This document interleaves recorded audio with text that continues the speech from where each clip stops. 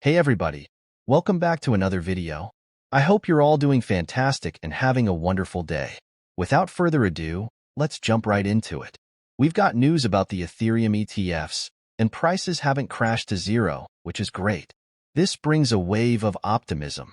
Samson Mow, CEO of the Bitcoin-focused company January 3rd and a well-known Bitcoin maximalist on par with Michael Saylor, has commented on the latest Bitcoin price surge. Bitcoin has now regained $71,000, and Mo has predicted what he calls the coming of an Omega Bitcoin candle. For those unfamiliar, when analysts discuss charts, they talk about candles, green for price increases and red for price drops. Recently, there's been a lot of buzz about Bitcoin experiencing a significant price surge, referred to as an Omega candle. This isn't just a normal surge. It's expected to be massive, potentially driving Bitcoin's price to $100,000. As we approach late June to early July, many believe this is when Bitcoin will surpass $100,000. An Omega candle, as Mo explained in a recent interview and on Twitter, is a large trading candle on a Bitcoin chart accompanied by high volatility. Popular figures like Samson Mow, Cathie Wood, and Michael Saylor are all discussing Bitcoin's potential. When billionaires talk about Bitcoin being undervalued, it carries a lot of weight. That's all for today's update. Stay tuned for more. So, Samson Mow's assertion about an Omega Bitcoin candle is quite significant, highlighting the optimism in the market. He even used an Omega emoji, which I didn't know existed. It's great to see this continuous positivity for the market, despite fluctuations. Logically, prices should be higher based on simple math. In addition, recent daily inflows into spot Bitcoin ETFs have been nearly 6 to 7 times the daily Bitcoin supply generated through mining. On May 20th, Bitcoin ETFs purchased over 3,400 BTC, far outpacing the daily mining rate of 415 BTC. This contributed to a total U.S. Bitcoin ETF inflow of $235 million for that day, translating to 3,518 BTC against a weekly mining total of 3,150 BTC, according to data from HODL 15 Capital. It's interesting that Hong Kong Bitcoin ETFs were also net buyers on Monday. Despite a 3% price drop, this continuous accumulation by ETFs, which is mathematically pushing Bitcoin's value, often goes unnoticed. The only reason we don't see this reflected in prices is because these purchases are happening over-the-counter, OTC, bypassing traditional crypto exchanges. Companies are buying up significantly more Bitcoin than what's being mined, and this accumulation isn't being fully acknowledged. It's fascinating and a bit puzzling to see the general public remain unaware of these ongoing trends. When Bitcoin eventually reaches $125,000 or more, it will be essential to remember these moments when ETF buying was consistently high. Moreover, the narrative in the cryptocurrency space can sometimes be misleading. Recently, the foundation behind Algorand released an ad criticizing Bitcoin, Ethereum, and Solana as unsuitable for payments. This advertisement seems to misunderstand the purpose of these cryptocurrencies.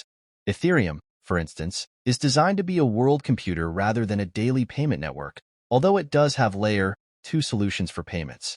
Bitcoin, despite processing only 3 transactions per second, remains the leading cryptocurrency. Its future in payments lies with the Lightning Network, which companies like Visa, MasterCard, and PayPal are already exploring and integrating. In conclusion, while there's continuous optimism and significant institutional buying, it's essential to understand the broader context and the technological advancements happening within the space. Bitcoin's future is largely tied to the Lightning Network for faster, cheaper transactions. This context makes some recent critiques of Bitcoin's usability for payments a bit misplaced. For example, on May 23rd, the Algorand Foundation released a YouTube advertisement titled, "When Blockchains Meet the Real World, Only One Delivers." In the ad, shoppers attempt to pay with Bitcoin, Ethereum, and Solana at a supermarket checkout. The Bitcoin transaction supposedly takes 27 minutes, the Ethereum transaction incurs $112 in fees, and the Solana transaction fails due to blockchain issues. In contrast, Algorand transactions are shown to be instant and low cost, highlighted with the tagline, "Instant Finality, Low Fees," designed for the speed of life. Algorand, a blockchain network, has been relatively quiet in the news, aside from its partnership with FIFA for digital collectibles. Despite this, Algorand is seldom discussed as a viable payment solution compared to more established options like the Lightning Network, XRP, and Cardano. The ad's premise seems misguided, as Ethereum is primarily a world computer rather than a payment network, and Bitcoin's payment capabilities are increasingly reliant on the Lightning Network for speed and cost efficiency. Furthermore, Algorand's low-profile usage and the availability of other efficient payment solutions make its ad appear somewhat out of touch. In the broader crypto space, figures like Anthony Scaramucci frequently advocate for Bitcoin, highlighting its potential and ongoing institutional accumulation. This constant buying pressure, especially through ETFs, suggests that Bitcoin is undervalued and poised for significant future gains. In summary, while Algorand's ad attempts to position it as the superior blockchain for payments, the broader market dynamics and the capabilities of other cryptocurrencies like Bitcoin via the Lightning Network and Ethereum with Layer 2 solutions present a more complex and competitive landscape. The advertisement by the Algorand Foundation features a cameo by Anthony Scaramucci, asking how to join the Algorand checkout line. Scaramucci, previously known as a Bitcoin maximalist and advocate for Bitcoin ETFs, drew criticism for his participation in the ad, which seemingly undermines Bitcoin. Shortly after the ad went live, Scaramucci tweeted about a Solana ETF, which some Twitter commentators pointed out as hypocritical, given his past support for Bitcoin. In the cryptocurrency space, news like this often sparks debate and controversy. The ad by Algorand suggests that Bitcoin, Ethereum, and Solana are unsuitable for payments, but it overlooks the advancements and specific use cases of these cryptocurrencies. Bitcoin, for instance, is improving its transaction speed and cost efficiency through the Lightning Network. Interestingly, despite Algorand's attempt to position itself as a superior payment solution, it hasn't been widely adopted or discussed in payment contexts compared to other cryptocurrencies like Litecoin. Litecoin has surprisingly gained traction as a preferred payment option on several platforms, even over Bitcoin and Ethereum.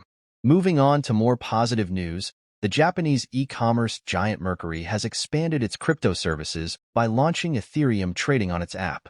Users can now buy items on Mercury's marketplace and trade Ether. Mercury, Japan's largest marketplace platform similar to eBay, has increasingly embraced cryptocurrency. The firm has integrated a cryptocurrency exchange with its marketplace app, enhancing its crypto offerings and making it easier for users to engage with digital assets. In summary, while the Algorand ad has stirred some controversy and skepticism, the broader crypto market continues to evolve with significant developments, such as Mercury's deeper integration of cryptocurrency trading into its platform. Mercury's exchange initially listed Bitcoin, and now it has added Ethereum trading services. This expansion has proven successful, especially among newer Japanese crypto users who prefer using Mercury's exchange or its e-commerce rival Rakuten over more established crypto platforms. It's interesting to see how newer platforms can compete effectively in the market. Speaking of other Japanese crypto companies, there is one notable for its eccentric advertising. A woman dressed in gold, surrounded by gold, holding a golden Bitcoin. This company has been around for a while, illustrating the diverse marketing approaches in the crypto space. Now, on to another topic, Tether. In recent months, there has been a surge in negative news about Tether, much of which has proven false. Despite these rumors, Tether remains very popular. Recently, a Bloomberg report falsely suggested that Kraken was planning to delist Tether in Europe. Kraken's global head of asset growth and management, Mark Greenberg, refuted this, stating that Kraken has no plans to delist Tether and will continue to comply with all legal requirements, even those they disagree with. This misinformation highlights a recurring theme where bad news about Tether circulates, only to be debunked later, causing unnecessary panic. In conclusion, while the crypto space is often filled with both exciting advancements and misleading information, it's crucial to verify news from reliable sources and understand the broader context of market developments.